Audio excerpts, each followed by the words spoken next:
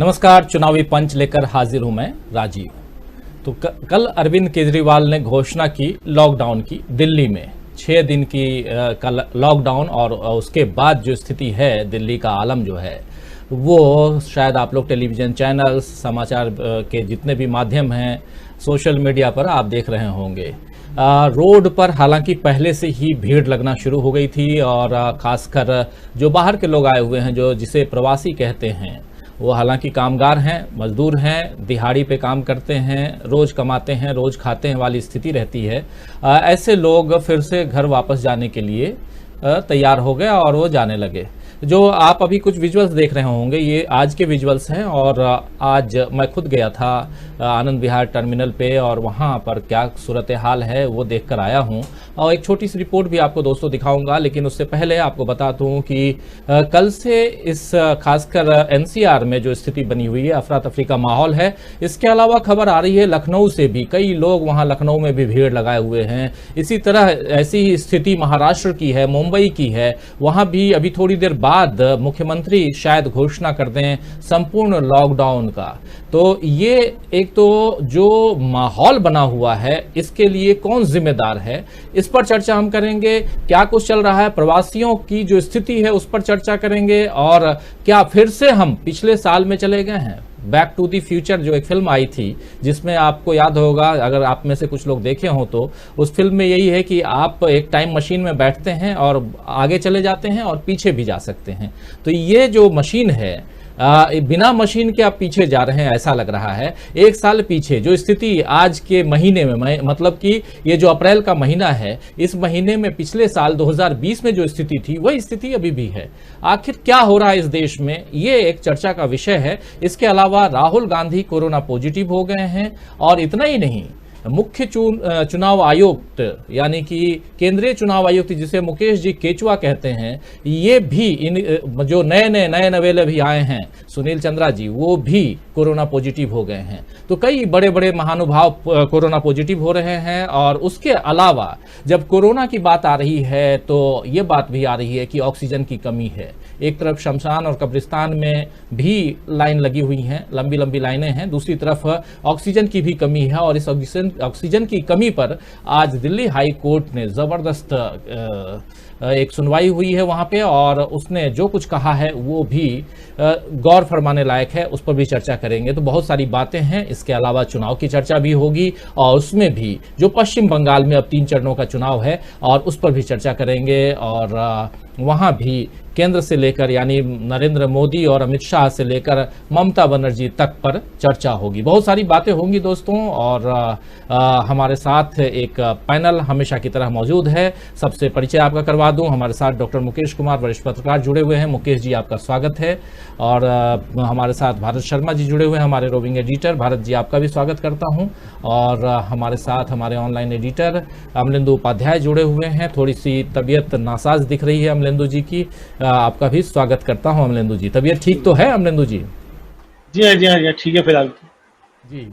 और स्वागत करता हूं आप सभी साथियों, दोस्तों, शुभचिंतकों, आप सबका जो हमारे साथ जुड़ गए हैं, जुड़ने वाले हैं। आप सभी का बहुत बहुत स्वागत है इस कार्यक्रम में, चुनावी पंच में। और जैसा आप जानते हैं कि ये कार्यक्रम हम 2 वे करते हैं, यानी आप भी अपने कमेंट बॉक्स में कमेंट लिखते हैं, विचार लिखते हैं, उस पर भी चर्चा हम करते हैं। और चर्चा हमारी भी होती है, हमारे पैनलिस्ट की भी होती है। हम सब मिलकर के विचारों का ये एक मंच है जिस पर अगले 1 घंटे तक हम चर्चा करेंगे। देश दुनिया की बातें, खासकर देश की बातें, और देश में क्या कुछ चल रहा है। फिर से प्रवासियों का वही हाल जो हाल पिछले साल था। कोई पैदल निकल गया। आज कुछ लोगों से मैं जब मिला तो लोगों का कहना था कि 8 दिन में मैं घर पहुंचा।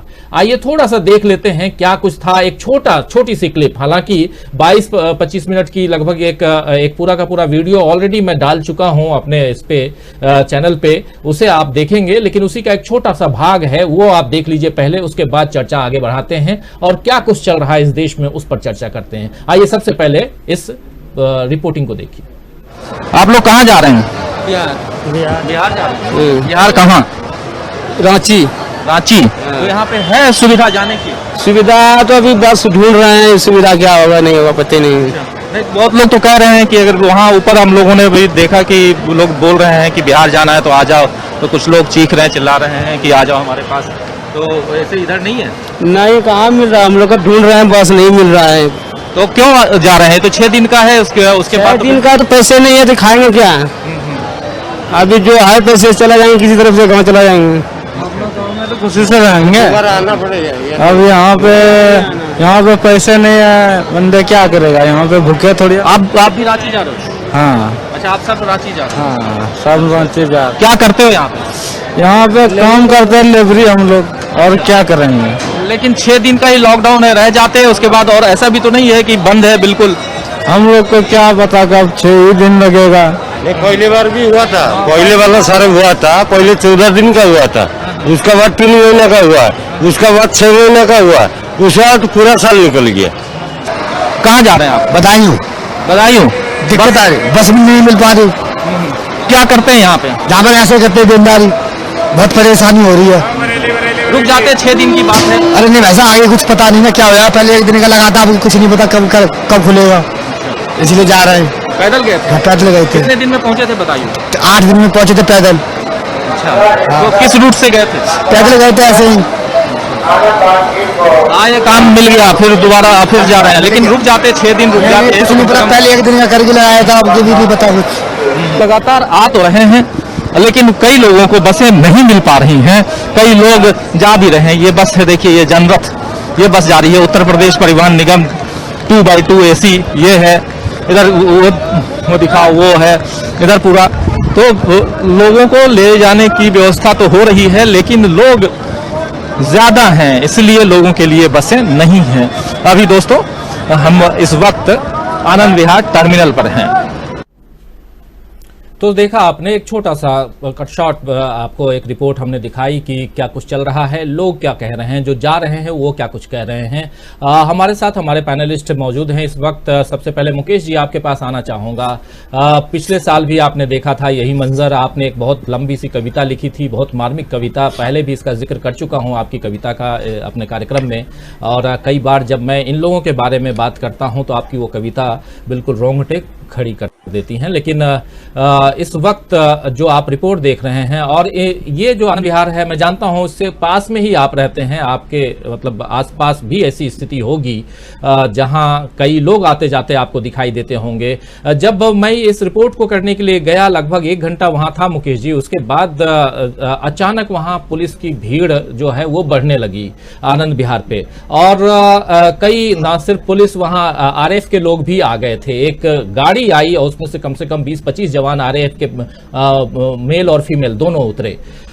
बात जब हमारी हुई, जो कि ऑन कैमरा नहीं ऑफ कैमरा जो बात हो रही थी, तो ये बताया गया कि जो लोग आ रहे हैं, क्योंकि टेलीविजन चैनल और बाकी जगह ये खबरें प्रसारित हो रही हैं कि लोग जा रहे हैं, तो यहाँ भीड़ ना उमड़ जाए, इसलिए हम लोग यहाँ उनको रोकने के लिए आए हुए हैं। दूसरी चीज, जो दूर दराज में है यहाँ से, मतलब आनंद विहार टर्मिनल से दूर हैं, उनको वहीं रोक दिया जा रहा है, उनको आनंद विहार तक आने नहीं दिया जा रहा है। लेकिन कल रात को भी मैं गया था वहां पे, और रात की स्थिति और भी भयावह थी। दिन में तो काफी लोग जा चुके थे। ये देखिए, जो आप विजुअल देख रहे हैं, ये पुलिस वाले, ये सब उसी समय, जिस समय मैं था वहां, उसी समय के विजुअल्स हैं। ओवरऑल ये जो परिस्थितियां फिर से निर्मित हुई हैं मुकेश जी, इसको लेकर आपका क्या कहना है? और एक लोगों में एक अलग तरह मतलब कि चिंता का भाव यहां झलक रहा है, और लोग कोई भी जो जा रहा है वापस मुकेश जी, वो ये नहीं मान रहा है कि ये लॉकडाउन सिर्फ 6 दिन ही रहने वाला है।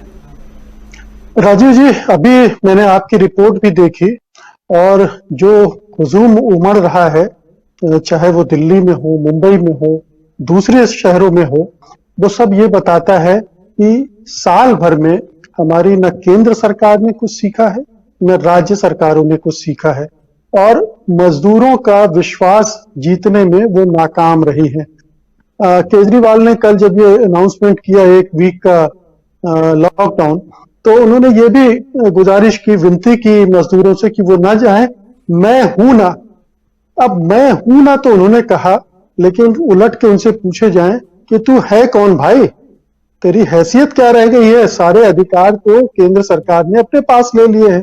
लेफ्टिनेंट गवर्नर अब सर्वे सर्वा हो गया है, वो क्यों नहीं बोल रही, केंद्र सरकार क्यों नहीं बोल रहे हैं कि मजदूरों रुक जाओ, हम तुम्हारा इंतजाम करेंगे? और ऐन वक्त पर जब आप अनाउंस कर रहे हैं लॉकडाउन, तब ये विनती कर रहे हैं। उसके पहले आपने क्या तैयारी की है?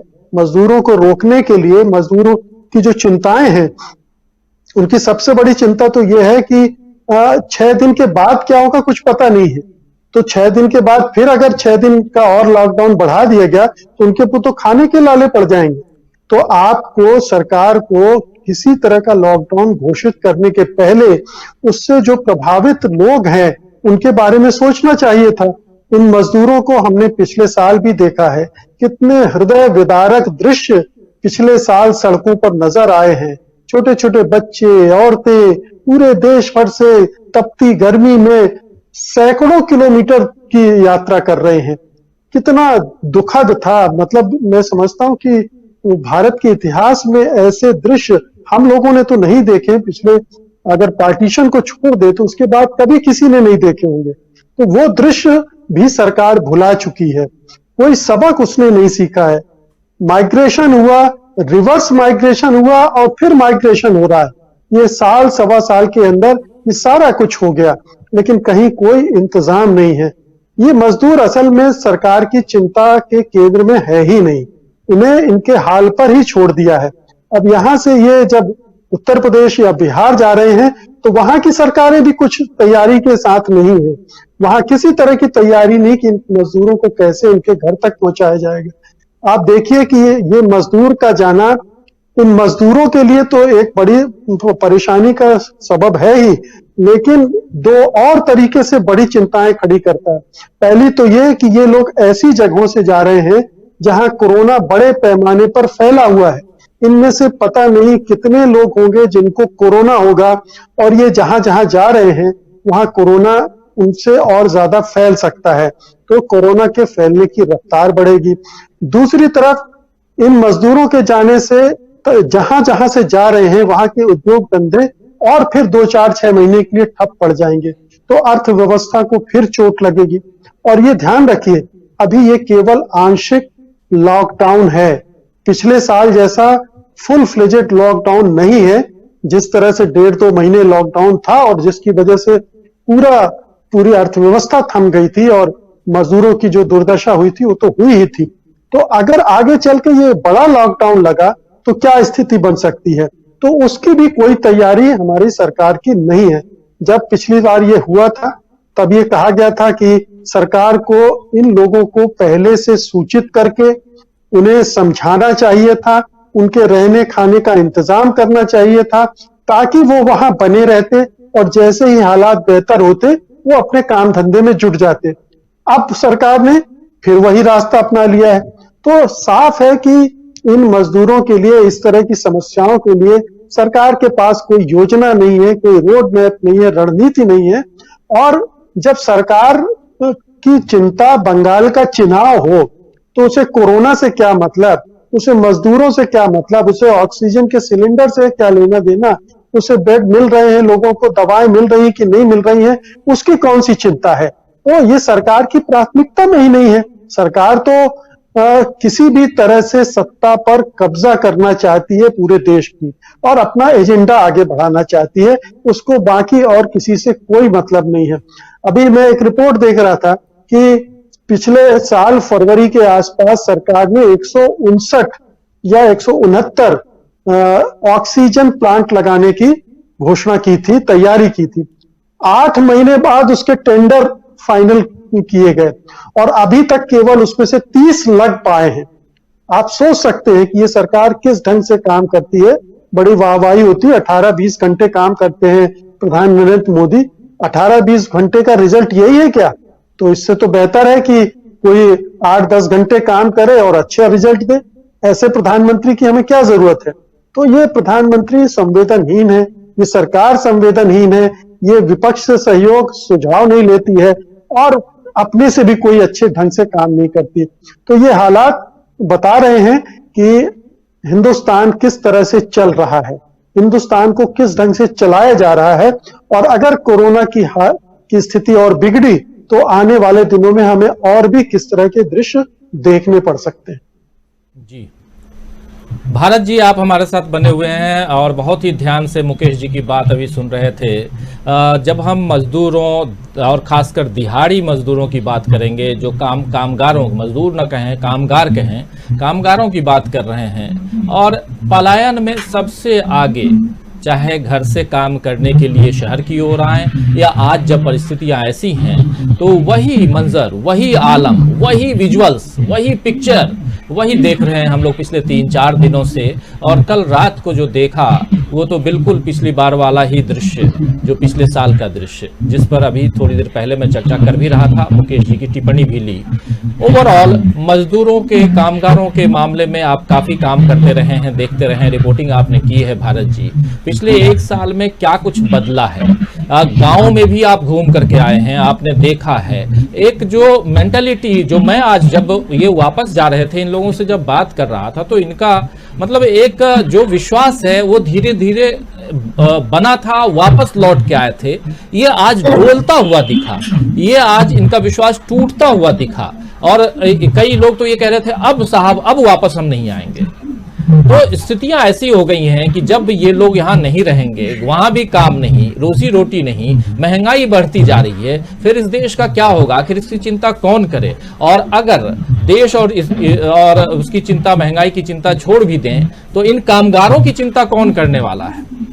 भारत जी, असल में बात वही है राजीव जी कि डेवलपमेंट का जो मॉडल जिस तरीके से तैयार किए गए हैं, ये सारा डेवलपमेंट बड़े शहरों के इर्द गिर्द है। ठीक है, इस समय इन मजदूरों के अलावा जो जिनको हम चैतुआ बोलते हैं, मजदूर जो फसल काटने के लिए जाते हैं, वो मजदूर भी बड़ी संख्या में अपने घरों से बाहर हैं, क्योंकि ये फसल की कटाई का, खासकर पंजाब हरियाणा में गेहूं और इनकी कटाई का समय चल रहा है।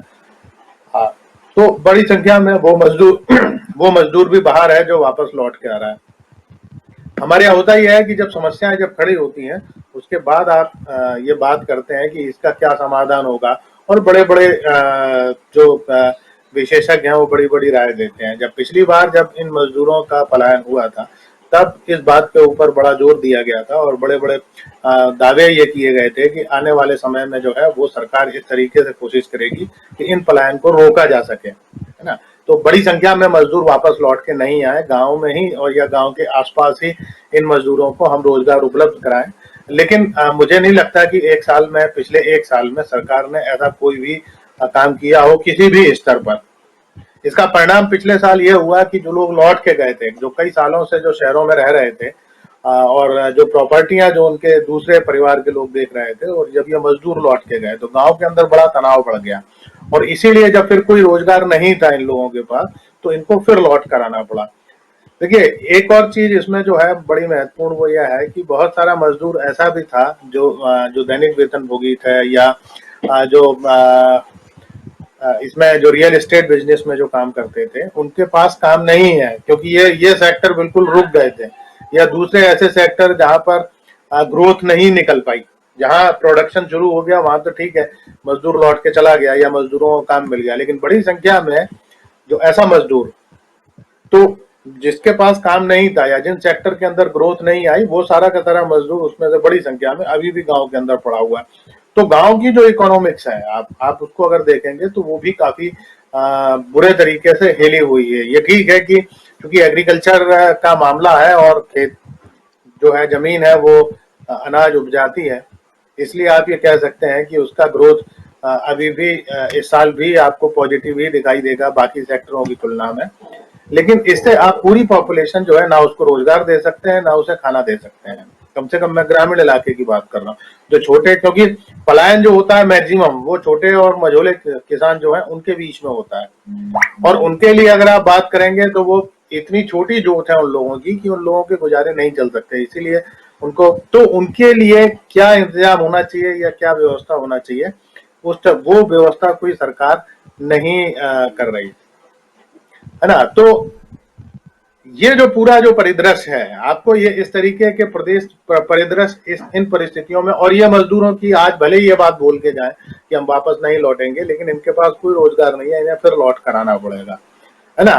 तो इसमें सिर्फ यह है कि ये एक चेतना का मामला है। जब तक इनमें इतनी चेतना नहीं आएगी कि ये इस तरीके की डिमांड करें। अभी हो ये रहा है कि ये चूंकि मैक्सिमम इसमें असंगठित क्षेत्र के मजदूर हैं जिनके बीच में कोई ऑर्गेनाइजेशन नहीं होता, तो बड़ी आसानी होती है उन लोगों को तोड़ देना और इस तरीके से उन लोगों का शोषण करना, है ना। तो ये परिस्थितियां आपको ऑर्गेनाइज सेक्टर में थोड़ा सा इनकी तुलना में थोड़ी सी कम देखने को मिलेंगी, है ना। लेकिन जो परिस्थितियां हैं, कम से कम जो जिम्मेदारियां सरकार की होना चाहिए, खासकर अगर हम उत्तर प्रदेश और बिहार की सरकारों की बात करें तो उनका परफॉर्मेंस तो बहुत ज्यादा नेगेटिव है इस पूरे मामलों को लेकर।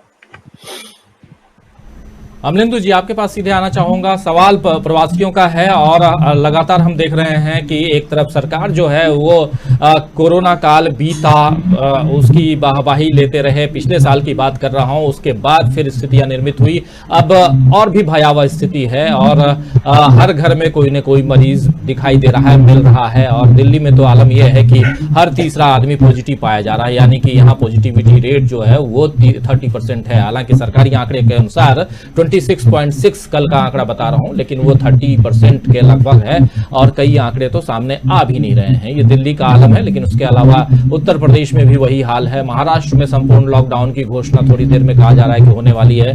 तो लॉकडाउन की तरफ देश बढ़ रहा है। आज ही कल ही जैसे कि हमने देखा कि इलाहाबाद हाई कोर्ट के कहने के बाद भी जो उत्तर प्रदेश सरकार है वो उन्होंने 5 अपने बड़े शहरों में लॉकडाउन लगाने से मना कर दिया। आज सुप्रीम कोर्ट गए, योगी सरकार गई थी सुप्रीम कोर्ट और वहां उन्हें राहत मिल गई, यानी कि लॉकडाउन का जो एक वो दिया गया था, आदेश दिया गया था इलाहाबाद हाई कोर्ट से, उस पर रोक लग गई सुप्रीम कोर्ट से।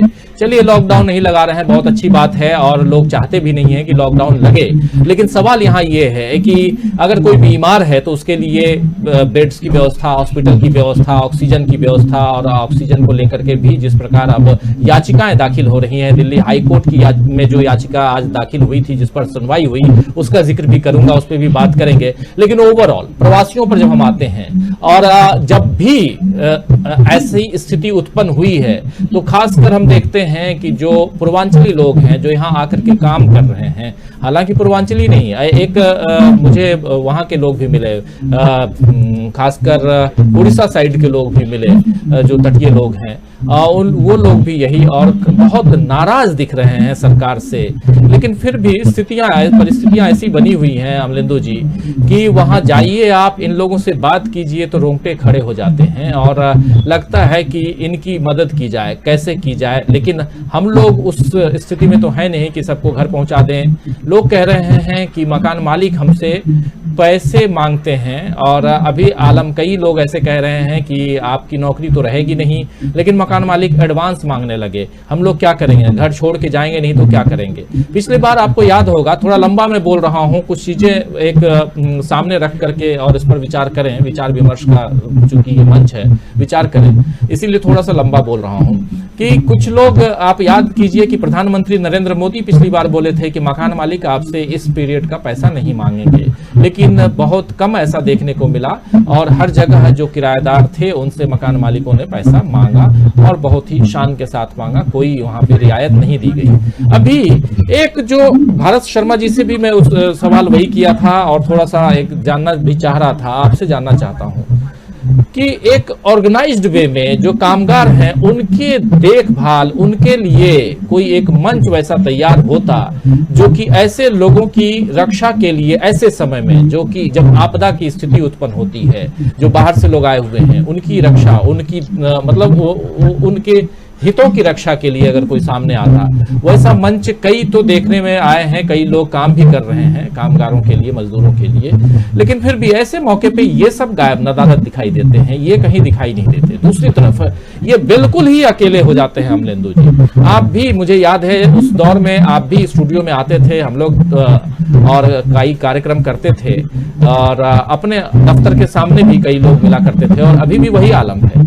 क्या कहेंगे ओवरऑल एक ऑर्गेनाइजेशन खड़ा क्यों नहीं करना, एक पैरेलल, हम सरकार के ऊपर डिपेंड ना होकर के जो प्राइवेट ऑर्गेनाइजेशन एनजीओ हैं उनकी बात कर रहा हूं, खासकर एनजीओ की बात कर रहा हूं, वो कहां है इस वक्त, दूसरी तरफ सरकार कहां है, ये दोनों। देखिए, इसमें दो पक्ष हैं। तो जहां तक एनजीओ का सवाल है, मुझे लगता है कि सबसे बड़ा एनजीओ जो है दुनिया का, तो राष्ट्रीय स्वयंसेवक संघ है, जिसके पास दुनिया में सबसे ज्यादा चंदा आता है, और जो ये दावा भी करता है कि वो हर आपदा के समय जो है उसके स्वयंसेवक कच्छा बनियान पहन के जो है वो लोगों की सेवा करते हैं। तो पूरे 1 साल के दौरान मुझे कहीं भी जो है ये आरएसएस के लोग कहीं दिखाई नहीं दिए जो कहीं सेवा करते हुए दिखाई दिए। हाँ, ये खबरें जरूर आई, लोगों ने आरटीआई के माध्यम से जब मालूम किया, सरकार की जो योजनाएं थी कई, उनमें आरएसएस से जुड़े संगठनों को राहत सामग्री बांटने के ठेके और टेंडर वो सब जो वो दे दिए गए। ये जो खबरें होती कई हम लोग पिछले 1 साल के दौरान पढ़ी। जहाँ तक बाकी एनजीओ का सवाल है, तो अमलेंदु जी आपकी आवाज नहीं आ रही है ठीक से, कुछ गड़बड़ है। थोड़ी आवाज में बोलता हूँ ठीक करने के लिए अपने प्रोड्यूसर को कि आपकी आवाज ठीक करें। तब तक मैं इसी सवाल के साथ आऊंगा मुकेश जी आपके पास में कि ये 2 पार्ट है। जब तक अमलेंदु जी की आवाज ठीक हो तब तक आपके पास आ रहा हूं मुकेश जी। ये 2 पार्ट है। एक पार्ट तो ये है अमलेंदु जी, माफ करें मुकेश जी, की इनकी रक्षा, हितों की रक्षा के लिए एनजीओ और बाकी तमाम लोग तो दिखाई देते रहे हैं, अभी तक कई मंच हैं, लेकिन वो मंच इस वक्त क्यों नहीं सामने आते हैं? 2 चीजें हैं राजीव जी। एक तो आपने जो कहा कि इन मजदूरों के लिए कोई मंच क्यों तैयार नहीं होता है। देश भर में करीब 7 करोड़ के आसपास ऐसे मजदूर हैं जो अपने प्रदेशों से बाहर दूसरे प्रदेशों में काम कर रहे हैं। ये एक बड़ी संख्या है और इस बड़ी संख्या को कोई छोटा मोटा एनजीओ संभाल नहीं सकता है। इसमें सरकार की ही पहल होगी, सरकार को ही कोशिश करनी पड़ेगी। और जिन राज्यों से मजदूर जाते हैं और जिन राज्यों में जाते हैं मजदूर, उन दोनों राज्यों को आपस में करीब आना पड़ेगा और उनको ये व्यवस्था बनानी पड़ेगी कि अगर एक राज्य आपको मजदूर दे रहा है तो आप उनके लिए मदद करेंगे ऐसे संकट के वक्त में, और उनके अधिकारों की रक्षा होगी। और दूसरी तरफ वो राज्य जहां से गए हैं, अगर वो मजदूर कभी लौटते हैं तो उनके क्या इंतजाम वो कर सकते हैं, इसकी एक योजना उनके पास होनी चाहिए और करनी चाहिए। और इस दोनों राज्यों को करीब लाने में केंद्र सरकार की एक भूमिका हो सकती है, क्योंकि ये कई राज्यों के बीच व्यवस्था बनने की बात है। तो न केंद्र इस मामले में कोई पहल कर रहा है, ना उसने कोई कोशिश की है, ना ये राज्य इस तरह की कोई पहल कर रहे हैं, ना किसी ने इस तरह की सोच प्रदर्शित की है। बल्कि एक फौरी तौर पर इनका एक कदम होता है जब इस तरह की क्राइसिस होती है, कुछ वादे किए जाते हैं, कुछ घोषणाएं की जाती है। जैसे उत्तर प्रदेश में एक पूरा बाकायदा बोर्ड बनाया गया था कि स्किल जो लेबरर्स हैं उनको कैसे स्टेट की इंडस्ट्री में ही खपा लिया जाएगा, उनको बाहर न जाना पड़े। लेकिन क्या हुआ? कुछ भी नहीं हुआ, घोषणाएं हुई केवल। तो ये एक तो सबसे बड़ी बात जो अभी भारत जी ने भी कही कि इनको अगर इस तरह का कोई डेवलपमेंट का मॉडल हो कि इनको अपने घर से बाहर जाना ही ना पड़े, अपने प्रदेश से बाहर ना जाना पड़े, तो बेस्ट है। उत्तर प्रदेश, बिहार जो 2 स्टेट हैं जो जहां से सबसे बड़ी तादाद में मजदूर बाहर जाते हैं, इन 2 स्टेट्स को ये पहल करनी पड़ेगी कि हम अपने नागरिकों की कैसे देखभाल करेंगे, उनके अधिकारों की रक्षा कैसे करेंगे, और राज्य में ऐसे वातावरण कैसे बनाएंगे उद्योगों का या धंधों का विकास का, ताकि उनको वहां काम मिल सके। तो एक तो चुनौती इस स्तर पर है। दूसरी लेकिन ये डेवलपमेंट मॉडल पर निर्भर करता है, क्योंकि आपका पूरा डेवलपमेंट मॉडल ही इस तरह का है कि आप बड़े शहर, बड़े उद्योग धंधे, उन सब चीजों पर ज्यादा जोर देते हैं, या जहां पर बड़ी पूंजी का खेल होता है और फिर उसमें बड़े शोषण का इंतजाम होता है। तो ये जो राज्य के चलाने वाले लोग हैं, उनका उन उद्योगपतियों से मिलीभगत है, उनके चंदों से चुनाव लड़ते हैं, चुनाव जीतते हैं। तो मजदूरों के बारे में वो संवेदनशीलता नहीं है, ना उनके अधिकारों की रक्षा के लिए, ना उनके हितों की रक्षा के लिए। तो ये एक दूसरा सवाल है जो इससे निकलता है। तीसरी बात आपने एनजीओ की उठाई। पिछले 7 सालों में मोदी सरकार ने एक बड़ा काम किया है एनजीओ को खत्म करने का। एक एक करके जितने भी एनजीओ हैं, या तो उन्हें खत्म किया गया है या उनके जो गतिविधियां हैं उन पर नियंत्रण लगा दिया गया है। तो ऐसे मौकों पर वो एनजीओ सामने नहीं आते हैं। अभी अमलेंदु जी कह रहे थे आरएसएस सबसे बड़ा एनजीओ है। मैं उसे एनजीओ नहीं मानता, मैं एक गिरोह मानता हूं जो एक खास मकसद से काम करता है और मजदूरों की मदद करने के पीछे भी उसका अपना एक एजेंडा होगा अगर वो यहाँ कूदेगा भी तो उससे कोई उम्मीद रखना मैं नहीं समझता हूं कि अच्छा होगा। लेकिन ऐसे एनजीओ जो वाकई में मजदूरों के मामले में जागरूक हैं, मजदूरों के हितों को लेकर बहुत ही जेन्युइनली काम करते हैं, करना चाहते हैं, और मजदूर संगठन है बहुत सारे हिंदुस्तान में, वो काम कर सकते हैं, वो आगे आ सकते हैं। इन मजदूरों के असंगठित क्षेत्र के मजदूरों की बड़ी तादाद है, उनको संगठित करके उनका अपना प्लेटफॉर्म खड़ा किया जा सकता है जो आपस में एक दूसरे की मदद कर सकते हैं।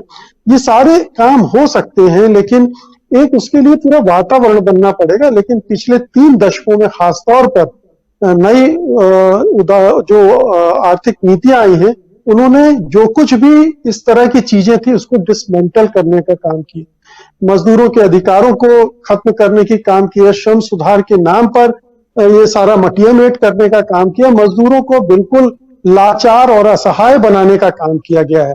तो आप जिस चीज की बात कर रहे हैं उसकी ठीक उल्टी प्रक्रिया चल रही है हमारे हिंदुस्तान में, और पिछले 7 साल में वो और भी तेज हुई है।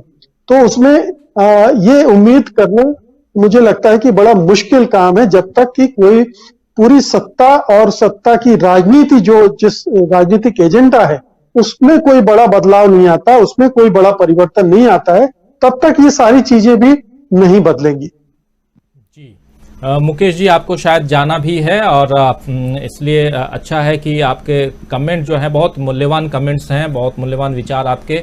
और दोस्तों, मुकेश जी को चूंकि कहीं और जाना है इसलिए अब हमसे डिस्कनेक्ट होंगे, लेकिन हमारे तमाम ये दोनों साथी खासकर भारत जी और अमलेंदु जी दोनों हमारे साथ बने रहेंगे और बने रहिए आप दोनों, आप तमाम हमारे साथी जो जुड़े हुए हैं। एक सवाल ये है अमलेंदु जी, आपकी आवाज़ नहीं आ रही थी, फिर से अब कोशिश करता हूं, देखता हूं। एक सवाल सीवीएस कुमार पूछ रहे हैं और बहुत वाजिब सवाल पूछ रहे हैं कि क्या लॉकडाउन जो है वो सॉल्यूशन है इस बीमारी का? सबसे बड़ा सवाल यही है कि लॉकडाउन से क्या समस्या का समाधान हो जाएगा? देखिए, लॉकडाउन इस समस्या का समाधान बिल्कुल नहीं है। लॉकडाउन सिर्फ, जैसा कि राहुल गांधी ने कहा था कि पॉज बटन है, वो एक सिर्फ पॉज बटन है। उस लॉकडाउन के जरिए आप संक्रमण की चेन को तोड़ने की कोशिश करें और उसके बीच में आप जो है अपनी मेडिकल की तैयारियां जो उसको पूरी कर लें। मगर इस सरकार को पूरा 1 साल मिला था लॉकडाउन लगाने और लॉकडाउन के बाद भी सब मिला करके, और इस 1 साल में बहुत कुछ काम जिसमें हो जाने चाहिए थे। सवाल ये है कि इस सरकार ने सुपर कितना बजट खर्च किया है। ये कि इस सरकार ने इस बजट में भी स्वास्थ्य बजट जो था वो कम कर दिया, इतनी बड़ी महाबीमारी के बावजूद। जो घोषणाएं की गई वो बजट कहां खर्च हुआ उसका कहीं कोई अता पता नहीं चला। लॉकडाउन इस समस्या का हल नहीं है। लॉकडाउन सिर्फ एक तात्कालिक उपाय थोड़ी सी देर के लिए है, और वो इतना लंबा लॉकडाउन नहीं। पिछली बार जब लॉकडाउन लगाया गया था, यहाँ जब बड़ी तारीफें की जा रही थी कि साहब लॉकडाउन लगा दिया गया, लॉकडाउन लगा दिया गया है, उस समय भी WHO ने कहा था कि जिन देशों ने लॉकडाउन लगाए हैं वो लॉकडाउन के दौरान अपनी तैयारियां पूरी करें, चूंकि उसके बाद फिर और तरीके की समस्याएं सामने आएंगी। तो ये लॉकडाउन जो है ये किसी भी तरीके से समस्या का हल बिल्कुल नहीं है। लॉकडाउन सिर्फ ये है कि आप उस संक्रमण की चेन को तोड़ने का एक प्रयास करें और उसके बाद अपनी तैयारियां करें। होना ये चाहिए था कि ऐसा मुकेश जी बता रहे थे कि 1 साल के अंदर जो प्लांट लगने चाहिए थे ऑक्सीजन के, वो प्लांट नहीं लगे। अब जो है PR खबरें छपाई जा रही हैं कि मोदी जी ने कह दिया है प्लांट लगेंगे, योगी जी ने कह दिया ऑक्सीजन के प्लांट लगेंगे। तो भाई कब लगेंगे ये प्लांट? आखिर साल भर तक कहां थे आप लोग? अब आप देखिए कि जो प्रवासी मजदूरों का पलायन हो रहा है बिहार और उत्तर प्रदेश के लोग हैं। योगी जी के लगातार जो है वो विज्ञापन छपते रहे हालों में, 1 करोड़ लोगों को रोजगार दिया जा रहा है, सबसे बड़ा रोजगार मेला जो है वो उत्तर प्रदेश के अंदर लग रहा है, रोजगार मेले लगा के रोजगार दिया जा रहा है। अगर रोजगार मेले लगा करके रोजगार दिया जा रहा था तो ये प्रवासी मजदूर जो थे ये फिर कहां से दिल्ली और यहाँ पे आ गए उत्तर प्रदेश से? अगर आपने रोजगार दे दिया था और 1 करोड़ लोगों को आपने रोजगार दे दिया था, रोजगार मेला आप लगाया था, आप इतने कामयाब थे, तो ये कहां से? आप अगर इतने कामयाब थे तो उत्तर प्रदेश से भयावह खबरें जो हैं वो क्यों आ रही हैं अस्पतालों से? तो ये सारे सवाल जो मतलब भारतीय जनता पार्टी की जितनी भी सरकारें हैं और खासतौर से केंद्र सरकार और उत्तर प्रदेश की सरकार जो है, मैं दो के लिए मैं खासतौर पे कहना चाहूंगा, ये शुद्ध रूप से जो प्रचार जीवी है, ये सिर्फ प्रचार पे केंद्रित रहते हैं, काम धाम कुछ नहीं करना और सिर्फ पीआर के जरिए जो है वो अपने को बाबा दिखाते रहना, इनका सिर्फ एक ही मकसद है। तो ये इस तरीके से जो है मुझे नहीं लगता कि जो है कोई लॉकडाउन लगा के फायदा मिल जाएगा। दूसरा, ये लॉकडाउन जो मतलब दिल्ली में जो लगाया है माननीय केजरीवाल जी ने, तो केजरीवाल जी जो है हमेशा मोदी जी के जो है हनुमान बन के काम करते हैं, उनके संकट मोचक बन करके काम करते हैं। आपको याद होगा कि जिस समय शाहीन बाग आंदोलन चल रहा था, उस समय भी केजरीवाल जी ने ही सबसे पहले जो था वो कि अब लोग कम जब इकट्ठा होंगे, शादियों में कम जाएंगे, बैंक्वेट हॉल में कम जाएंगे, ये केजरीवाल जी ने ही शुरू किया था सबसे पहले। और तबलीगी जमात के अमलेंदु जी की आवाज फिर चली गई, लेकिन भारत जी आप सुन रहे हैं, लगातार चर्चा हम कर रहे हैं। और चर्चा में दोस्तों हमारे साथ थोड़ी देर पहले तक मुकेश कुमार थे, मुकेश जी को कहीं जाना था, इसलिए अब वो हमसे डिस्कनेक्ट हो गए हैं। लेकिन शायद अमलेंदु जी आवाज हमारी आ रही है? जी आ रही है। ठीक है, तो आप कंटिन्यू रखिए, आप बीच में आवाज आपकी चली गई थी। हाँ, तो यही कह रहा था कि केजरीवाल जी जो है वो मोदी जी के हनुमान बन के काम करते हैं कुल मिलाकर के। तो आपको याद होगा कि शाहीन बाग का जब आंदोलन हुआ था, तो सबसे पहले केजरीवाल जी ने ही आदेश जारी किए कि अब एक जगह 50 से ज्यादा लोग इकट्ठा नहीं होंगे, शादी समारोह में कम लोग इकट्ठा होंगे, बैंक्वेट हॉल में कम लोग इकट्ठा होंगे। तबलीगी जमात पे FIR सबसे पहले केजरीवाल जी ने दर्ज कराई। अब किसान आंदोलन चूंकि चल रहा है, तो किसान आंदोलन पे अपना दिखाने के लिए अब केजरीवाल जी जो है वो फिर मोदी जी के संकट मोचक बन करके आए हैं लॉकडाउन लगाने के लिए।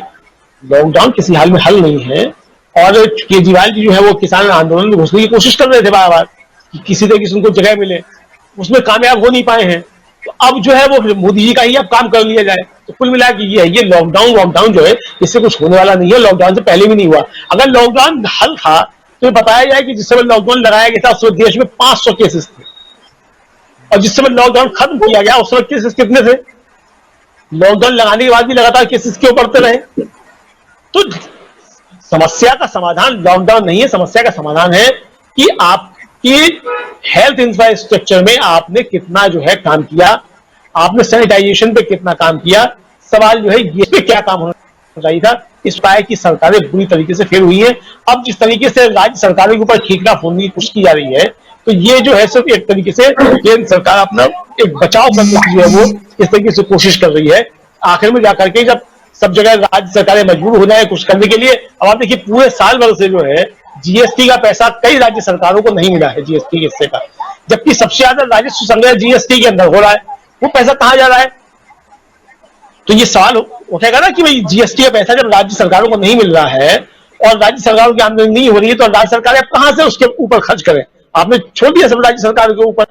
तो ये कुल मिला के स्थिति जो है ये अच्छी नहीं है, और केंद्र सरकार जिस तरीके से अपना पल्ला झाड़ने की कोशिश कर रही है, तो ये सवाल भी उठना चाहिए कि आप आज जिस तरीके से राज्य सरकारों के ऊपर डालना है कि राज्य सरकारें अपने तरीके से करें, तो आपने जिस समय लॉकडाउन लगाया था उसमें आपने राज्य सरकारों से सलाह मशवरा क्यों नहीं लिया? जब आपने मार्च 2020 में लॉकडाउन लगाया था तब आपने किसी से भी सलाह मशवरा नहीं लिया। मुझे नहीं लगता कि मंत्रिमंडल में भी आपने कोई फैसला किसी से किया हो। लोगों को टीवी पे ही मालूम पड़ा कि रात को 12 बजे से जो है वो लॉकडाउन होने जा रहा है। तो ये जिस तरीके से प्रबंधन की कमी है, और खासतौर से प्रधानमंत्री की जो कमी है कि अपने लोगों को भी विश्वास में लेकर के नहीं चलते हैं, और ये दिखाने की कोशिश वो बहुत महाबली है, 56 इंच का सीना है, सुपर स्टार है, और सुपर हीरो दिखाने की कोशिश करते। इससे कुल मिला के इस देश का और मानवता का नुकसान होता है। प्रधानमंत्री को ऐसी सस्ती लोकप्रियता के तरीकों से बचना चाहिए। जी, कई सारे साथी भी हमारे साथ बने हुए हैं, जुड़े हुए हैं, लगातार कमेंट लिख रहे हैं। उदय सिंह लिख रहे हैं कि सरकार विकसित देश की श्रेणी में देश को खड़ा करने के चक्कर में कृषि उद्योगों, मजदूरों और गांवों के संपूर्ण विकास की अनदेखी का निजीकरण की ओर बढ़ रहे हैं, अनदेखी करके निजीकरण की ओर बढ़ गई है, जबकि अगर गांवों में काम मिले तो पलायन की नौबत ना आए। बहुत वाजिब विचार हैं और बिल्कुल सही लिख रहे हैं उदय सिंह जी कि अगर गांवों को आप विकसित करें और वहीं रोजगार मिल जाए तो फिर लोग पलायन करके गांव से शहर की ओर क्यों आएं। ये इसके अलावा इस्लाम अली हमारे साथ बने हुए हैं जो कह रहे हैं बिना सब्जी के केतली के नीचे आग जलाई जा रही है। भारत ठक्कर भी बने हुए हैं हमारे साथ। विशाल शर्मा हैं जो लिख रहे हैं कि सरकार विज्ञापन में मस्त है, सरकार को पता है कि टाइम है, निकल जाएगा और बाद में वोट हिंदू मुसलमान पर होगा। आपसा खान हमारे साथ बनी हुई हैं, मन की लिख रही हैं मन के मंदिर में बैठकर मैं तेरी पूजा करूं, तुम हमें सुनो या ना सुनो, तुम्हारे सलामती की हर नमाज में दुआ करूं। राहुल गांधी के लिए लिख रही हैं।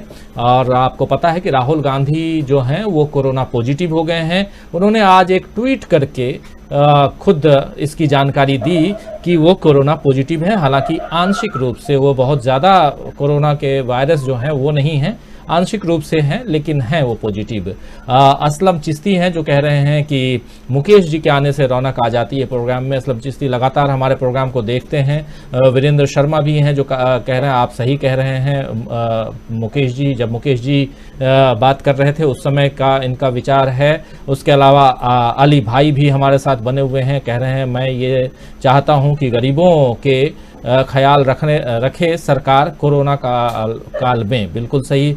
सऊदी अरबिया से समीम अंसारी भी जुड़े हुए हैं, हेलो कह रहे हैं। राजेंद्र प्रसाद हैं जो कह रहे हैं कृषि कानून की तरह मजदूर पलायन सरकार की सोची समझी साजिश है, ये लेबर लॉ का हिस्सा है। अब्दुल अहद भी जुड़े हुए हैं जो कोरोना को हैंडल करने के लिए गवर्नमेंट को क्या स्टेप लेना चाहिए आपके अपने हिसाब से, ये पूछ रहे हैं। ये उसके अलावा भारत ठक्कर कह रहे हैं आज गेव से पालावन नहीं हो रहा, बाल्किंग लोग नहीं समझ पाया क्या लिखे हैं। पवन कुमार भी हमारे साथ बने हुए हैं, अली भाई बने हुए हैं, इस्लाम बने हुए हैं, विशाल शर्मा लगातार बने हुए हैं, मोहम्मद फिर उसके अलावा मोहम्मद जावेद हैं, फिर आशीष पांडे सही न्यूज़ देता है लिख रहे हैं डीवी लाइव। CVS कुमार धन्यवाद कर रहे हैं। मगर कल दिल्ली में एक कार वाले दंपति को जेल इसीलिए हो गई कि उन्होंने मास्क नहीं लगाया था। मास्क की समस्या बहुत गहरी है, हम चश्मा लगाते हैं तो बाधा बनता है मास्क, जबकि यहाँ मास्क पर लड़ाई हो रही है।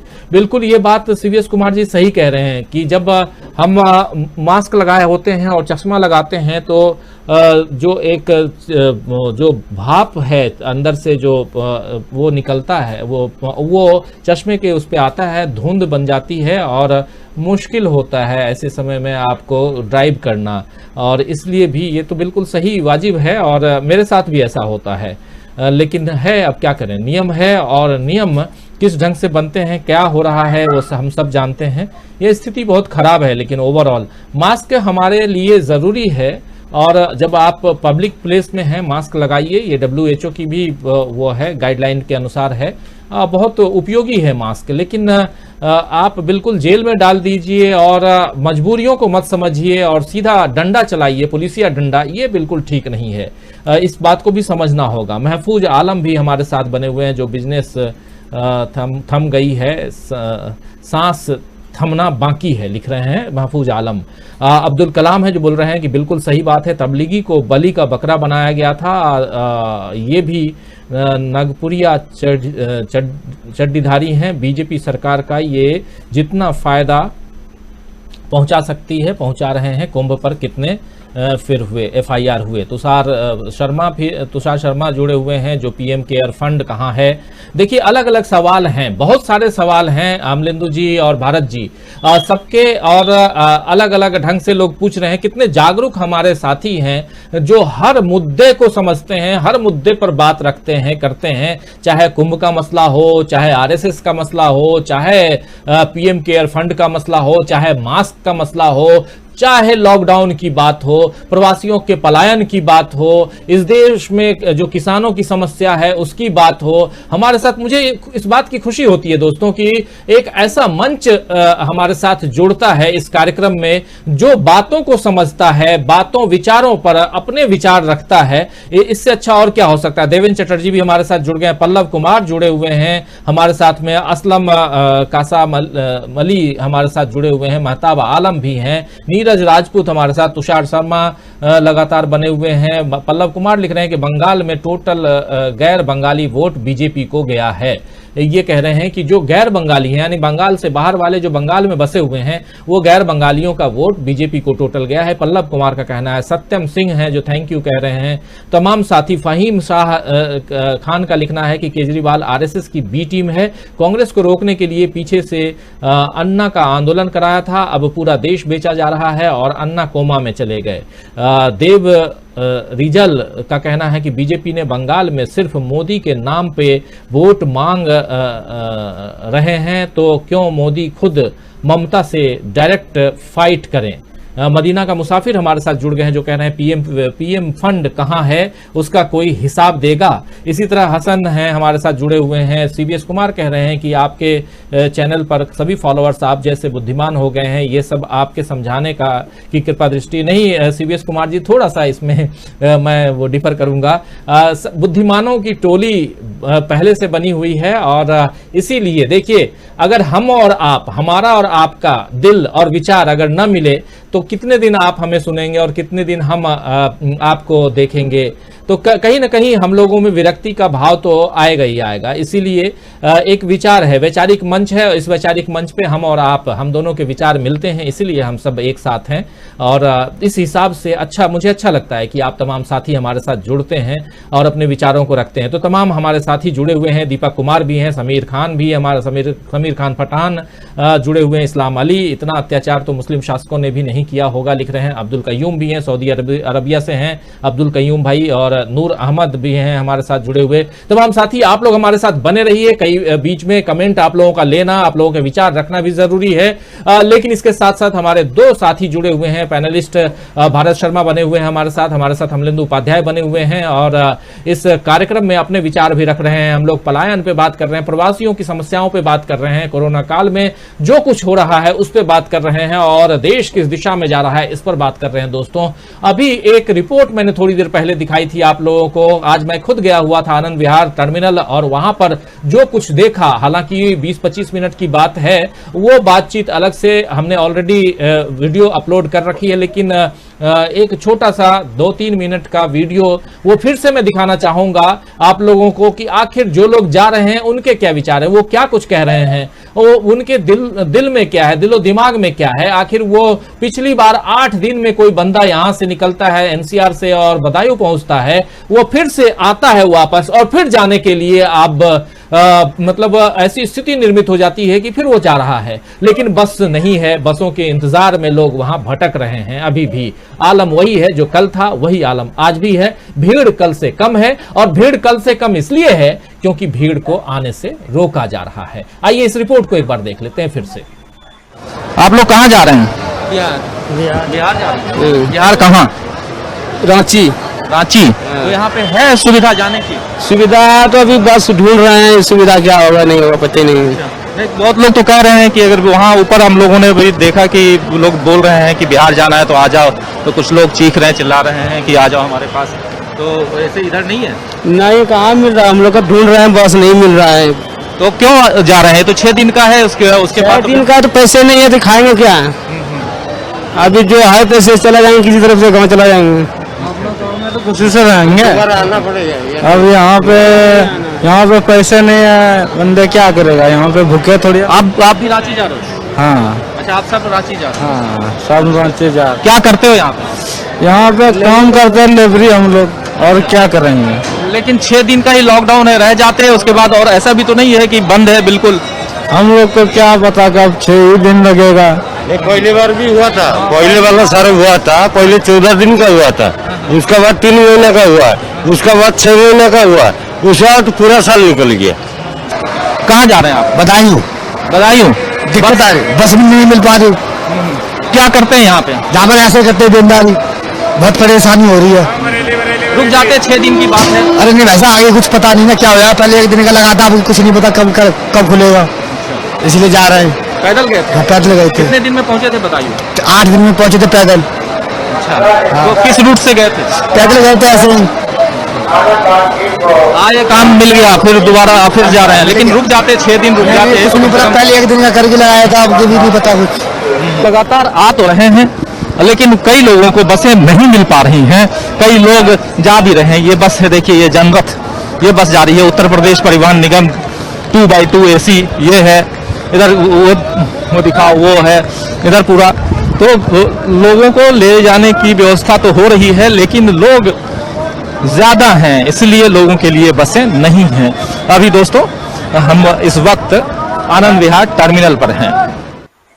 तो ये आनंद विहार टर्मिनल का हाल, सूरत हाल अभी हम आपको दिखा रहे थे, थोड़ी देर पहले भी हमने दिखाया था, लेकिन जो साथी हमारे बाद में जुड़े उनके लिए ये मुझे ज़रूरी लगा कि आप दोबारा देखिए लोग क्या कह रहे हैं। और ये एक बड़ा मतलब 25 मिनट, लगभग 22-25 मिनट का वीडियो है, जिसे आप बाद में ज़रूर देखिएगा। हमारे तमाम साथी जुड़े हुए हैं जो लगातार अपने विचार भी रख रहे हैं। प्रहलाद सिंह भी जुड़े हुए हैं, वो भी लिख रहे हैं कि बंगाल चुनाव बीजेपी के जीवन मरण का प्रश्न है, बीजेपी बंगाल हार जाएगी तो किसान इन्हें जूते मारकर भगा देंगे, ये तय है, इसीलिए बीजेपी बंगाल में पानी की तरह पैसा बहा रही है। इसी तरह इस्लाम है जो उत्तर प्रदेश और बिहार के श्रमिकों की हालत गत वर्ष से भी गंभीर है। ये एक बड़ा सवाल है। भारत जी, इस्लाम अली के सवाल के साथ आपके पास आना चाहता हूं, क्या उत्तर प्रदेश और बिहार के श्रमिकों की हालत गत वर्ष यानी कि पिछले वर्ष से भी ज्यादा गंभीर है इस वक्त? बिल्कुल बिल्कुल गंभीर है। और ये केवल उत्तर प्रदेश और बिहार नहीं, मुझे लगता है कि आप अगर उड़ीसा, छत्तीसगढ़, झारखंड अगर ये सब भी देखेंगे, है ना, जहाँ बड़ी संख्या में आदिवासी हैं, इनकी भी स्थिति बहुत बुरी है। आप अगर मध्य प्रदेश को देखेंगे, खासकर बुंदेलखंड को अगर आप देखेंगे, तो यहाँ के मजदूरों की हालत बहुत बुरी है। जिन इलाकों में बड़ी संख्या में पलायन होता है, उन सारे इलाकों के मजदूरों की संख्या बड़ी है। दूसरी चीज, अभी आप एक जो मुकेश जी से जो सवाल कर रहे थे एनजीओज और इनकी जो बात कर रहे थे, देखिए पिछले साल जो 1 साल का लॉकडाउन रहा, उसमें बहुत सारे लोगों ने अपने स्तर पर मदद की, है ना, उसमें सरकारी स्तर की मदद नहीं थी। सरकार के लोगों ने, आप अगर यहाँ मध्य प्रदेश जैसी जगह में आप बात करेंगे, यहाँ पर जो राशन जो बंटने वाला था, वो राशन भी अधिकारी और राशन की दुकान वाले मिलकर खा गए। अब आज हालत ये हुआ कि उनको बाजरा, इस गर्मी में बाजरा बांटा जा रहा है ना, जिस बाजरे को वो जानवरों को भी नहीं खिलाते गर्मियों के अंदर, वो बाजरा गरीबों को बांटा जा रहा है राशन की दुकानों का। दूसरी चीज ये है कि एक बात जो मुकेश जी ने कहा, वो बात बिल्कुल सही है। पिछले 6 साल में इस सरकार ने जो किया, आपको पता है WHO के तमाम प्रोग्राम्स को इन्होंने मना कर दिया। UN के तमाम जो ऑफिसेज थे, वो यहाँ से बाइंड अप होकर वापस चले गए हैं, क्योंकि जब ये दुनिया के दूसरे देशों में जाके जब फंड देना शुरू कर दिए नरेंद्र मोदी, उनको आर्थिक मदद करने लगे, तब फिर ये बात दुनिया के तमाम देशों में उठी कि भाई जब मोदी जी के पास इतना पैसा आ गया है, ये गरीब देशों को बांटते घूम रहे हैं, तो फिर हम इनका नहीं करेंगे। दूसरा, इन्होंने बहुत सारी चीजों के ऊपर प्रतिबंध लगा दिया। आज की तारीख में जो FCRA के जो नियम है, वो NGO के लिए बहुत ज्यादा कठिन कर दिए गए। आज वही NGO काम कर पा रहा है जो थ्रू RSS पैसा ले। आज मैक्सिमम जो विदेशी फंड है वो थ्रू RSS इस देश के अंदर आता है, और RSS अलग अलग प्रोजेक्ट्स के हिसाब से एक तरीके से आप RSS को फंडिंग ऑर्गेनाइजेशन कह सकते हैं। तो बहुत सारे छोटे जो ऑर्गेनाइजेशंस हैं उनको, और इनका जो काम है भाई, RSS का जो काम है वो लोगों का वेलफेयर नहीं है, उसका है हिंदुत्व को विस्तार करना।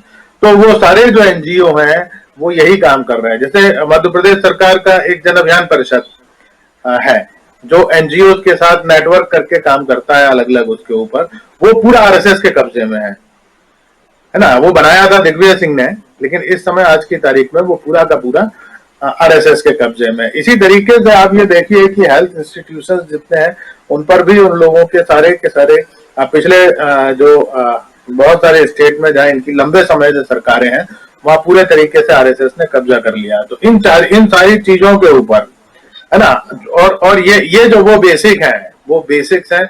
अभी अमलेंदु जी योगी आदित्यनाथ की बात कर रहे थे। भाई आपका योगी आदित्यनाथ तो चलिए अभी 5 ही साल थे, हम तो 15 साल से जिस भाई को झेल रहे हैं।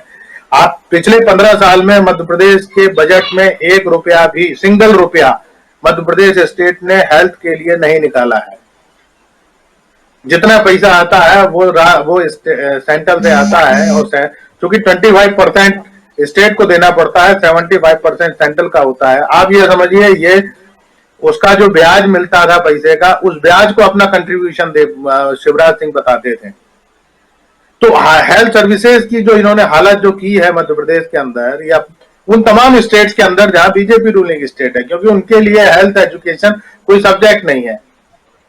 और इन्होंने पूरे के पूरे उसका, और ये आप अगर ये मतलब जो लोग ये कह रहे हैं कि महाराष्ट्र की जो बात कर रहे हैं, महाराष्ट्र में इसलिए निकल रहा है, केरल में इसलिए निकल रहा है क्योंकि वो लोग जांचा कर रहे हैं। आप ये देखिए कि मध्य प्रदेश जैसे स्टेट के अंदर या तमाम देश के तमाम डिस्ट्रिक्ट्स के अंदर डिस्ट्रिक्ट कलेक्टर के पास फाइनल लिस्ट जाती है। जब कोरोना के पेशेंट की जब जांच होती है तो उसके बाद कलेक्टर को बताया जाता है, तब कलेक्टर बताता है कि आज कितने पेशेंट आपको डिक्लेयर करना है। तो अगर इस तरीके की अगर व्यवस्था अगर पीएमओ अगर कंट्रोल कर रहा है इस लेवल पर, डिस्ट्रिक्ट लेवल पर अगर डेटा को अगर मैनिपुलेट कर रहा है और कंट्रोल कर रहा है, तो आप अंदाज लगा सकते हैं कि इस देश की स्थिति क्या है। और इसीलिए आज करीब 10 से 15 देश ऐसे हैं बड़े जिन्होंने आपके हिंदुस्तानियों के प्रवेश पर रोक लगा दी है बाय एयर। हांगकांग जैसे जगह पर भी आपके इंडियंस को प्रवेश पर रोक लगा दी गई है। तो हम कहां किस स्थिति में आके हम लोग खड़े हो गए हैं। आज आप जो इंक्रीज हो रहा है ना, आपके पास जो आप प्लान गरीबों के लिए जो मजदूर हैं, आज हालांकि एलजी ने कहा है, मजदूरों से अपील की है उन्होंने कि आप रुक जाइए, हम आपका इंतजाम करेंगे, लेकिन इंतजाम क्या करेंगे इसका कोई प्लान नहीं है। राहुल गांधी न्याय योजना की बात कर रहे हैं, प्रियंका गांधी ने भी ये बात कही है कि आप कम से कम कैश ट्रांसफर करिए इनके अकाउंट में। इस तरीके की कोई योजना अभी तक ये लेकर नहीं आए, बल्कि मुझे लगता है कि न्याय योजना का तो जिस तरीके से मजाक उड़ाया गया है ना, ये एक इस देश में और एक बड़ा भयानक किस्म का माहौल बन गया है कि आप अगर कोई भी अगर क्रिएटिव आइडिया उनको देते हैं या क्रिएटिव, तो आप ठीक है ना, आप उसको आप माने ना माने ये आपका व्यक्तिगत वो है, आप सरकार चला रहे हैं, लेकिन चीजों का मजाक उड़ाना है ना, जो बड़े विशेषज्ञ हैं उनकी बातों का मजाक उड़ाना, ये इस देश में अच्छा सुनी कौन सी बात जाती है कि आप प्याज के साथ सेंधा नमक खाइए तो कोरोना ठीक हो जाएगा। इस पर लोग बड़ा भारी भरोसा करते हैं, है ना। अब रामदेव बाबा जिसके अपने आश्रम में लोग कोरोना पीड़ित निकल रहे हैं, वो पूरी दुनिया का कोरोना ठीक कर रहा था, है ना। तो ये जो चीजें हैं, जो हमारे यहाँ जो घरेलू नुस्खे टाइप या दादी माँ के नुस्खे टाइप जो चीजें हैं ना, ये जिस तरीके से प्रचारित हो रहा है और लोग इसके ऊपर भरोसा भी कर रहे हैं, और यही मानसिकता है जिसका फायदा बीजेपी जैसे लोग उठाते हैं।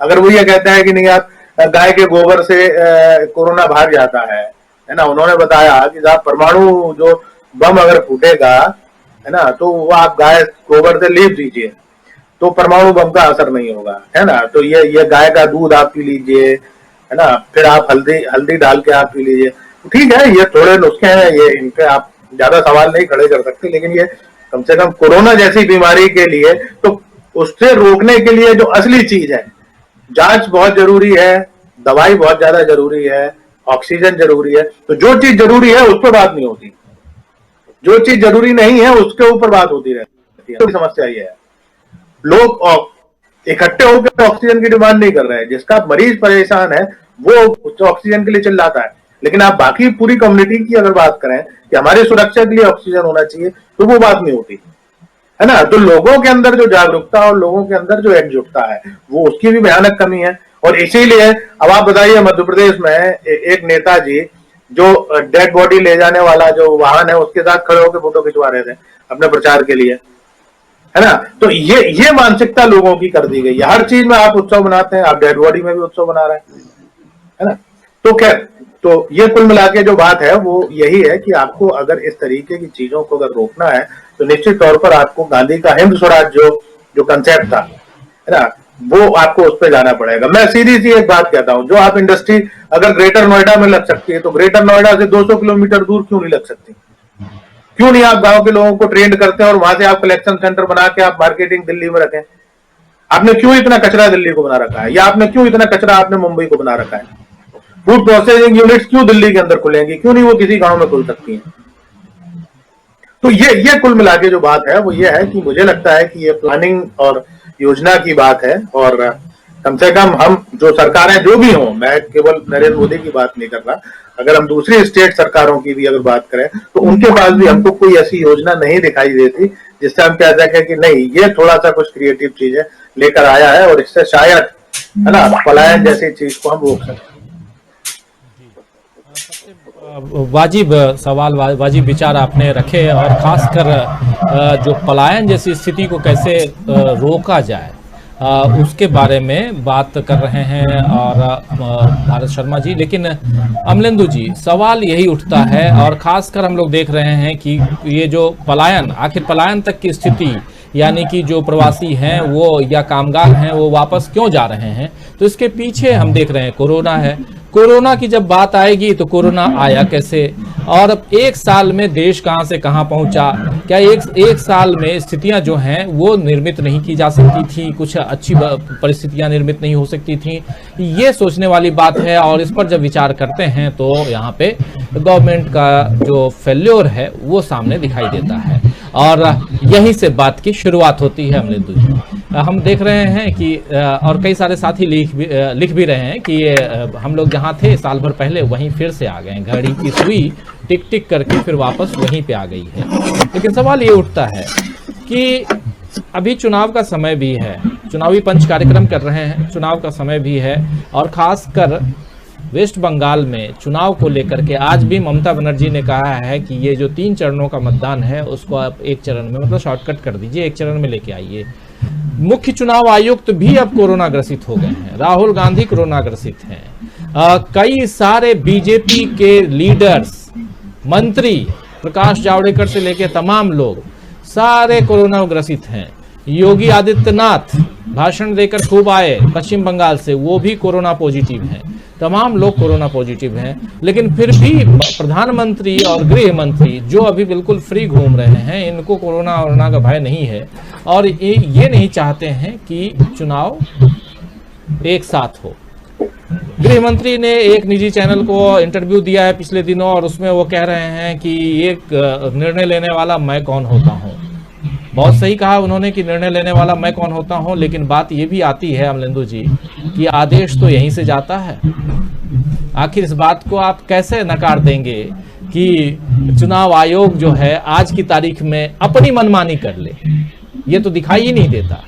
तो इसलिए मैं कह रहा हूं कि जो कोरोना काल है, इस काल में आप कुंभ करा करके आपने कुंभ में कई सारे कोरोना बम तैयार कर लिया, आप चुनाव करा रहे हैं 8 चरणों में, अब 3 चरण बचे हुए हैं वहां पश्चिम बंगाल में, वहां भी जो स्थितियां हैं वो भयावह होती जा रही हैं, फिर भी आप टिके हुए हैं। और अब तो मुख्य चुनाव आयुक्त जो हैं वो भी पॉजिटिव हो गए हैं। तो इन परिस्थितियों को कौन देखेगा? आखिर सरकार के खिलाफ लोग याचिकाएं दाखिल कर रहे हैं, कोर्ट जा रहे हैं, हाई कोर्ट में गए, वहां ऑक्सीजन को लेकर के आज दिल्ली की केजरीवाल सरकार ने कह दिया कि हमारे पास ऑक्सीजन नहीं है, खत्म।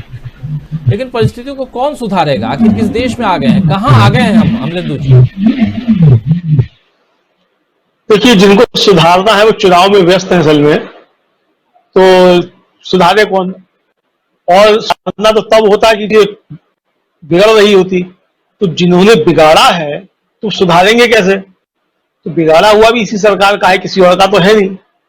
जिस तरीके से स्वास्थ्य को बिगाड़ा गया है, अच्छे तरीके से स्वास्थ्य सेक्टर को कुल मिलाकर के, और बाकायदा बजट में घोषणा कर दी गई पिछले बजट में कि जिला अस्पताल जो सारे वो बेचे जाएंगे, पीपीपी मॉडल पे चले जाएंगे।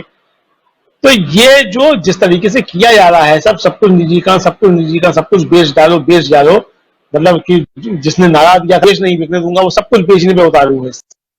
तो ये जो बेचने की नीति जो है, जो बेचने की प्रवृत्ति है, ये पूरे देश को बेच दे रही है। और इसलिए जो है आज ये दुर्गति जो है पूरे देश के अंदर स्वास्थ्य व्यवस्था की हो रही है।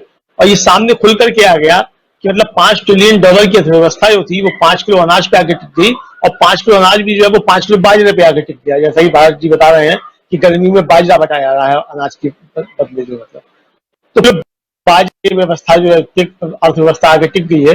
तो इसके लिए कुल मिलाकर के दोषी अगर किसी को ठहराया जाए तो निश्चित तौर पर प्रधानमंत्री और उनके नेतृत्व में काम करने वाली केंद्र की सरकार है, जिसने अपने दनादन जो मास्टर स्ट्रोक चलाए हैं इस अर्थव्यवस्था की कमर तोड़ने के लिए, इस देश की रीढ़ तोड़ने के लिए, मुख्य रूप से वही जिम्मेदार हैं। उन्हीं की नीतियों के चलते जो है आज देश जो है इस स्थिति में आके खड़ा हो गया।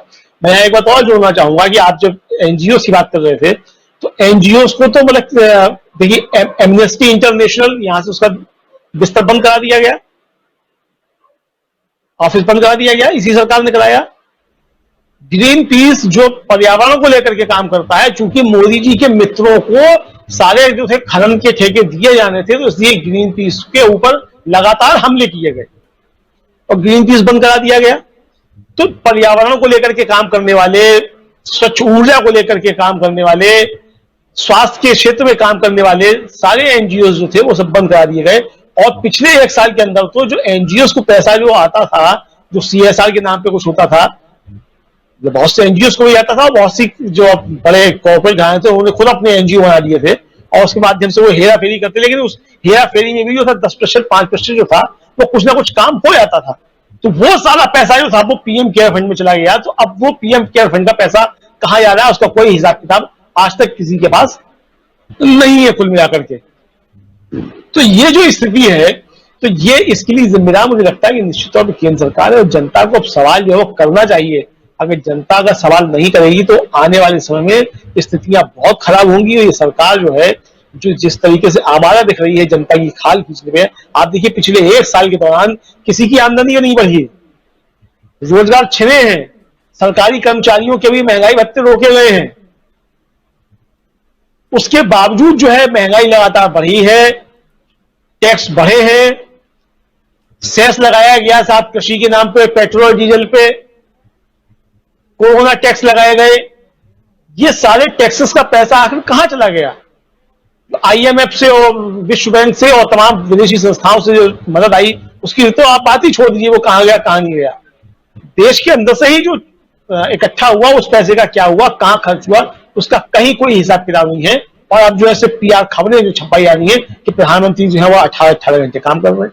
तो भाई करते हुए प्रधानमंत्री 18 घंटे काम, अगर देश के काम नहीं आ रहा उनका 18 घंटा और देश का नुकसान हो रहा है तो ऐसे प्रधानमंत्री की कोई आवश्यकता नहीं है, बदल देना चाहिए। भारतीय जनता पार्टी खुद आगे कहे कि हमको ऐसे प्रधानमंत्री की आवश्यकता नहीं जो 18 घंटे काम करे और नतीजा उसका बुरा हो। तो ये तो जो है मतलब चीजें अंदर से उठनी चाहिए। मुझे लगता है कि अब जनता जो है इस पर जब तक जागरूक नहीं होगी, जनता का सवाल नहीं करेगी और आप सिर्फ इसे विधि का मतलब विधान मान के और भाग्य मान के अगर रह जाएंगे तो रही है भाग्य के भरोसे। क्योंकि ये जो कुछ हो रहा है ये भाग्य नहीं है। निश्चित तौर पे कोरोना जो है वो भाग्य हो सकता है, कोरोना विधि का विधान हो सकता है, लेकिन कोरोना से लड़ने में कोताही जो है और अर्थव्यवस्था का चौपट होना और स्वास्थ्य व्यवस्था का चौपट होना ये विधि का विधान नहीं है, ये सरकार ने किया है। तो ये सवाल जो है सरकार से उठने चाहिए और सरकार से सवाल उठना लाजमी है और सरकार को जवाब देनी चाहिए। सवाल जवाब देने नहीं चाहिए बल्कि अब उस मोर्चे पर ईमानदारी के साथ सरकार को काम करना भी चाहिए। एक आम भारतीय नागरिक होने के नाते हमारी तो सरकार से सिर्फ यही मांग है कि महाराज अब जग जाइए, आपने बहुत इस देश का नुकसान कर लिया, अब तो कम से कम चेत जाइए। जी, अनिल लोधीपुरी हैं जो लिख रहे हैं कि आबहू सब मिलके रोबहू भारत भाई, हा हा हा, भारत दुर्दशा न देखी जाई। दोस्तों ये बहुत ही मतलब रिमार्केबल लाइन है और आपको पता होगा जिन लोगों ने भारत दुर्दशा जो नाटक है भारतेंदु हरिश्चंद्र का नाटक उसको जिन्होंने पढ़ा हो वो समझ सकते हैं भारत दुर्दशा को कैसे उन्होंने चित्रित किया है उस नाटक में भारतेंदु हरिश्चंद्र ने। और अभी भी अगर देखें तो स्थितियां बदली नहीं हैं, वही हैं और अनिल जी वही लिख रहे हैं। अनिल लोधीपुरी पढ़े हुए हैं शायद भारत दुर्दशा को। अगर नाटक आप लोग नहीं पढ़े हो तो आप लोग को रिकमेंड करूंगा कि आप पढ़ सकते हैं। बल्ला खान भी हमारे साथ हैं, बादशाह गेमिंग भी हमारे साथ बने हुए हैं, दीपक नवाल हमारे साथ बने हुए हैं, अली राजा भी हैं। दीपक नवाल कह रहे हैं Amlendu ji you suggest how a government can increase income in corona period, there are 29 states government which government non BJP has increased income level, ये पूछ रहे हैं। खैर मदीना का मुसाफिर हमारे साथ बने हुए, Suresh Ramchandani we all hope BJP loses in all 5 states, ये कह रहे हैं। अभी जो चुनाव हुआ है उसको उत्सव का कर्नवाल हैं सर, आप लोगों की न्यूज़ फर्स्ट टाइम देखे हैं, आप लोग ही सही बात शेयर कर रहे हैं। और बिल्कुल उत्सव कर्नवाल जी अगर आप पहली बार देख रहे हैं तो बिल्कुल आपसे उम्मीद है कि हम रोज़ शाम 7 बजे से इस कार्यक्रम को करते हैं। 7 से 8 का समय रहता है, थोड़ा बहुत समय आप लोगों से एक्स्ट्रा कभी ले लेता हूं, तो आप ज़रूर जुड़िए हमारे साथ और इस कार्यक्रम को देखिए। चंद्रहास चंद्रा भी हैं, नमस्कार कह रहे हैं, थोड़ा लेट से जुड़े हैं। बिल्कुल आज आप लेट से जुड़े हैं लेकिन कोई बात नहीं चंद्रहास जी। और गणेश सपकोता हैं जो कह रहे हैं डॉक्टर हर्षवर्धन को डॉक्टरेट की उपाधि किसने दी, किस विश्वविद्यालय से डॉक्टरेट ली है, ये कह रहे हैं। लेकिन दोस्तों और डॉक्टर बहुत अच्छे हैं, डॉक्टर हर्षवर्धन इंसान भी अच्छे हैं लेकिन उनकी पार्टी, उनकी राय और सब अपनी जगह पे है। एक इंसान होने के नाते डॉक्टर हर्षवर्धन को मैं पर्सनली जानता हूं, मैं कहूँगा कि वो अच्छे हैं, लेकिन जब पॉलिटिक्स की बात आती है, देश चलाने की बात आती है, स्वास्थ्य मंत्री हैं और कोरोना के समय में जो परिस्थितियां जैसी होनी चाहिए उस पर ध्यान देने की ज़रूरत है डॉक्टर हर्षवर्धन को। राजेंद्र प्रसाद भी हमारे साथ बने हुए हैं और मदीना का मुसाफिर बने हुए हैं, मोहम्मद शराफत बने हुए हैं हमारे साथ में, श्याम सुंदर झझारिया हमारे साथ, गुड राजीव जी कह रहे हैं, बादशाह गेमिंग हेलो समीर कह रहे हैं, फहीम शाह खान मेरा परिवार राहुल गांधी के स्वस्थ होने की दुआ करता है लिख रहे हैं, असलम चिश्ती राजीव जी गुड कवरेज कह रहे हैं, और उत्सव को कर्णवाल कह रहे हैं थैंक यू सर। उत्सव जी आप जुड़िए, अच्छा लगेगा।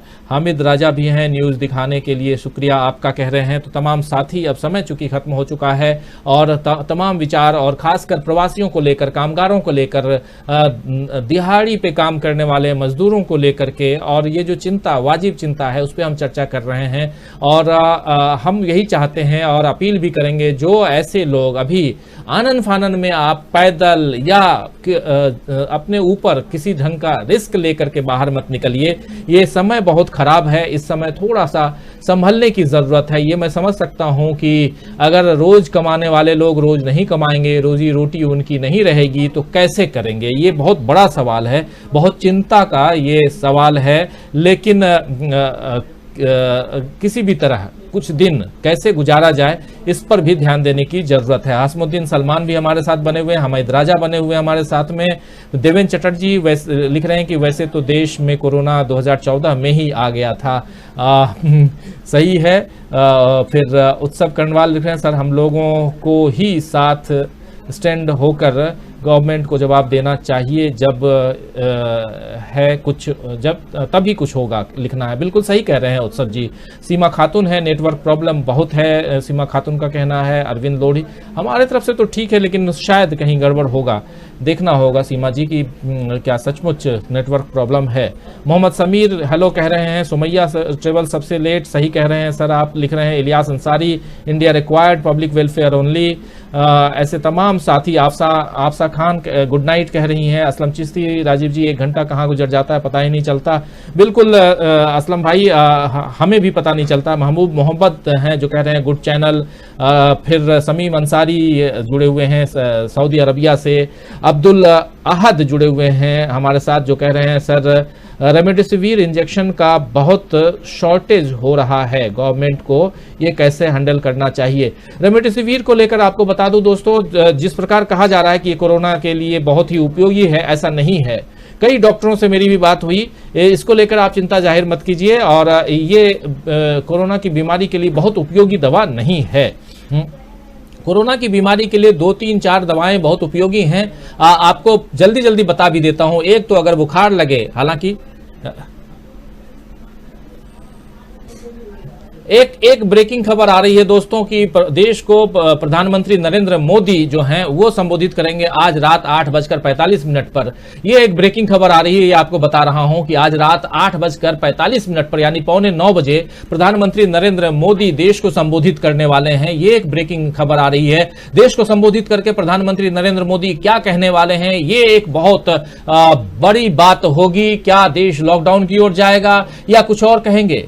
पीएमओ ने खासकर ट्वीट करके ये जानकारी दी है। ये प्रधानमंत्री ऑफिस की ओर से ये जानकारी आ रही है, जिसमें कहा जा रहा है कि आज रात 8:45 बजे प्रधानमंत्री नरेंद्र मोदी देश को संबोधित करेंगे। तो इस पर भी नजर होगी दोस्तों हमारी कि आखिर प्रधानमंत्री नरेंद्र मोदी देश को 8:45 बजे संबोधित करेंगे तो क्या कुछ कहेंगे। आप याद कीजिए, जब भी प्रधानमंत्री नरेंद्र मोदी रात को अचानक आते हैं, चाहे 8 बजे आए या 9 बजे आए या शाम को 5 बजे आए और अचानक आते हैं, तो कुछ गड़बड़ नजर आने लगता है, लोग परेशान हो उठते हैं। अब प्रधानमंत्री नरेंद्र मोदी आज रात फिर से 8:45 बजे संबोधित करने वाले हैं। तो लेकिन मैं कोरोना की दवा इलाज की बात दोस्तों कर रहा था। इस पर आप लोग बहुत ज्यादा परेशान मत होइए। बहुत बीमारी गंभीर है लेकिन इलाज है। इसलिए अगर आसपास किसी को कोई ऐसी बीमारी हो जाए तो डॉक्टर से जरूर सलाह लीजिए। और जो दवाइयों की लिस्ट है, जो किट है, वो बिल्कुल शेयर है और अलग अलग जगहों पे आप लोग चाहेंगे तो कल वो लिस्ट हम भी अपने प्रोग्राम में शेयर कर देंगे, ताकि कहीं किसी को ऐसी तकलीफ हो तो उसका जरूर फर्स्ट एड किट जिसे कहते हैं उस हिसाब से आप लोग जरूर अपने पास रखिए और इस बीमारी को दूर भगाने की कोशिश कीजिए, क्योंकि हम और आप जागरूक होंगे तभी इस बीमारी से हमें छुटकारा मिलेगा। और देखिए, ये जो ट्वीट है प्रधानमंत्री ऑफिस से, जो पीएमओ से, ये है कि prime minister Narendra Modi will address the nation on the covid situation at 9:45 this evening. मतलब आज शाम को 8:45 बजे प्रधानमंत्री नरेंद्र मोदी देश को संबोधित करेंगे और देश में जो कोरोना की स्थिति है, कोविड-19 सिचुएशन है, इसको लेकर के संबोधित करेंगे। तो दोस्तों, बहुत ज्यादा समय लिया आप लोगों का। अब इंतजार रहेगा प्रधानमंत्री नरेंद्र मोदी क्या कुछ बोलते हैं देश को संबोधित करते समय, इस पर नजर रहेगी। और आप लोग हमारे साथ जुड़े रहिए। आप तमाम साथी, साथ हमारे दोनों साथी भारत शर्मा जी और अमलेंदु उपाध्याय जी, ये हमारे साथ जुड़े रहे। आप दोनों का तहे दिल से शुक्रिया अदा करता हूं। शुक्रिया अदा करता हूं डॉक्टर मुकेश कुमार का भी, जो हमारे साथ आधा घंटा जुड़े हुए थे, उन्हें किसी काम से जाना पड़ा। और साथ शुक्रिया अदा करता हूं आप तमाम साथियों का, शुभचिंतकों का, दोस्तों का, जो हमें लगातार देख रहे हैं, रोज देखते हैं, आप तमाम साथियों का जो नए जुड़ते हैं हमारे साथ, आप सबका भी शुक्रिया अदा करता हूं। आप अपने विचारों को रखिए, हमारे साथ जुड़िए और एक इस खुले मंच पर विचारों का आदान प्रदान कीजिए, एक अच्छा समाज बनाने में योगदान दीजिए। यही हमारी चाहत है और देखते रहिए आप डीबी लाइव। नमस्कार।